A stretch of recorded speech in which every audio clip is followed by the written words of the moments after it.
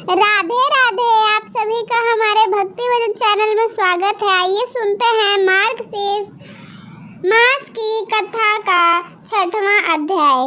ब्रह्मा जी कहने लगे कि हे भगवान, घंटानाद और चंदन का महात्म्य ठीक कहिए। भगवान कहने लगे कि हे देवेश, जो स्नान और पूजन के समय घंटानाद करता है उसका फल सुनिए।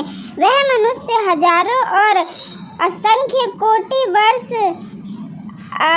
पर्यंत अप्सराओं से सेवित मेरे लोक में वास करता है, क्योंकि घंटा में समस्त बाजे और देवताओं का वास कहा गया है। इसीलिए सब प्रकार से घंटानाद करा में समस्त वाद्यमयी घंटा मुझको अत्यंत प्रिय है। इसके वादन से सतकोटि यज्ञ का फल मिलता है। विशेष करके मेरे पूजन के समय मेरी और घंटा नाद करे तो 1000 मनवंतर वर्ष पर्यंत तथा असंख्य मनवंतर वर्ष में प्रसन्न रहता हूँ।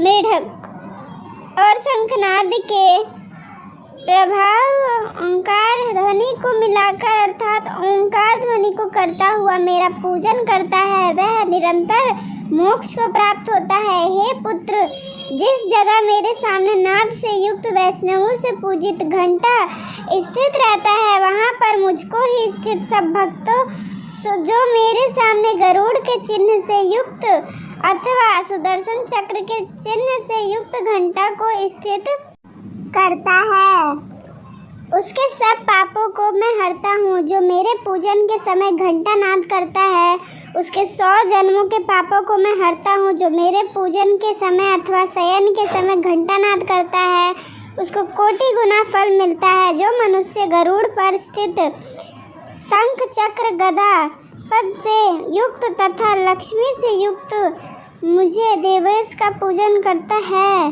उनको देवता दर्शन, व्रत, दान, उपवास और तीर्थ आदि करने की कोई आवश्यकता नहीं रहती। जो मनुष्य कली में गरुड़ के ऊपर मेरी मूर्ति स्थापित करेंगे वह कल कोटि वर्ष पर्यंत वास के लिए मेरे परम पद को जाएंगे। जो मेरे सामने मंदिर में या घर में गरुड़ से युक्त घंटा स्थापित करते हैं, वहाँ पर सहस्त्रों कोटि देवता और तीर्थवास करते हैं। जो एकादशी को तथा रात्रि को मेरी वासना से युक्त होकर गरुड़ पर स्थित मेरी पूजा करता है, वह धन्य है। और गान नृत्य करता है तो वह नरक में गए पितरों को भी ताड़ देता है। हे पुत्र सुनो, मैं और भी घंटा के महात्म्य को कहता हूँ। जो घंटा मेरे सामने मेरे नाम से अंकित और वैष्णवों से पूजित होकर जहाँ पर रहता है, वहाँ पर तुम मुझे को ही स्थित समझो। जो गरुड़ से युक्त घंटा को मेरे स्नान, पूजन, चंदन, विलेपन, धूप और दीप के समय बजाता है, वह प्रतिदिन मेरे सामने इस नाम से 10,000 यज्ञ, इतने ही गोदान और असंख्य चंद्रग्न व्रत के फल का भागी होता है। घंटा नाद के साथ विधि से रहित भी पूजा सफल होती है और मेरा परम पद प्राप्त होता है। गरुड़ से चिन्हित तथा चक्र से चिन्हित घंटा कोटि जन्म के भय को नाश करता है। हे देवेश, गरुड़ से चिन्हित घंटा को देखकर मैं प्रतिदिन वैसे ही प्रसन्न होता हूँ जैसे निर्धन मनुष्य लक्ष्मी को देखकर प्रसन्न होता है। जो घंटा दंड के ऊपर सिर भाग में चक्र को अथवा मेरे प्रिय गरुड़ को स्थापित करता है, वह तीनों लोकों को स्थापित करता है। जो अंत मरण समय में घंटा के नाद को सुनता है, कोटि पापों से मुक्त होने पर भी यमराज के दूत उसके समीप नहीं आते। हे पुत्र, घंटा नाद से समस्त पाप नष्ट हो जाते हैं और देवताओं, रुद्रों तथा पुत्रों के उत्सव का कारण होता है। गरुड़ के अथवा चक्र के चिन्हों से चिन्हित न रहने पर भी घंटा नाद से मैं भक्तों पर प्रसन्न रहता हूँ। जिसके घर में गरुड़ से चिन्हित घंटा रहता है उस घर में सर्पों का भय नहीं होता और अग्नि तथा यज्ञघात का भी भय नहीं रहता। वज्रघात। जिसके घर में मेरे सामने घंटा और शंख स्थित नहीं होता, वह कैसे भगवान और कैसे मेरा प्रिय हो सकता है।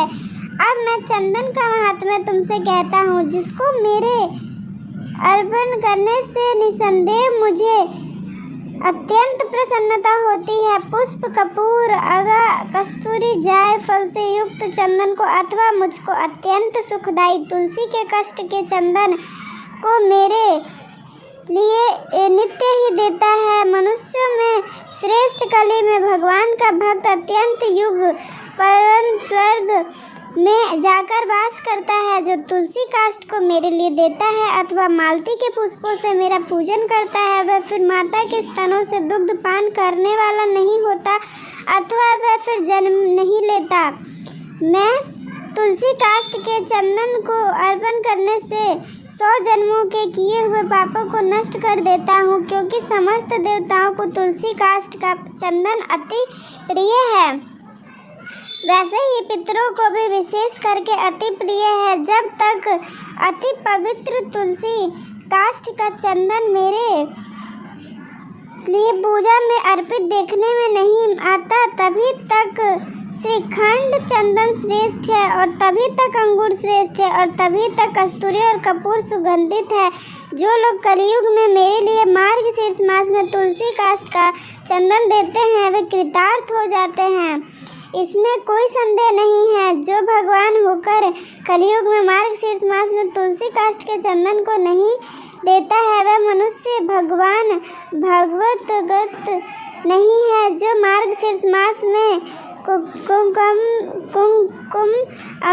अंगूर, कस्तूरी, श्रीखंड और चंदन से मेरे शरीर में लेप करता है, वह कोटि कल्प पर्यंत स्वर्ग में वास करता है। जो कपूर, अंगूर को मिलाकर चंदन से और मुझको विशेष रूप से प्रिय कस्तूरों से लेपन करता है और शंख में चंदन रखकर उस चंदन से मेरे लेपन करता है, तो मैं उससे 100 वर्ष के लिए प्रीति करता हूँ। जो सदैव मार्गशीर्ष मास में भक्ति पूर्वक तुलसी पत्रों से तथा आंवलों से मेरी नित्य सेवा करता है, वह इच्छित फल का भागी होता है। इसी के साथ यही 6वां अध्याय समाप्त हुआ। वीडियो पसंद आई हो तो लाइक करिए, सब्सक्राइब करिए और ज़्यादा से ज़्यादा शेयर करिए। कमेंट में राधे राधे ज़रूर लिखिए।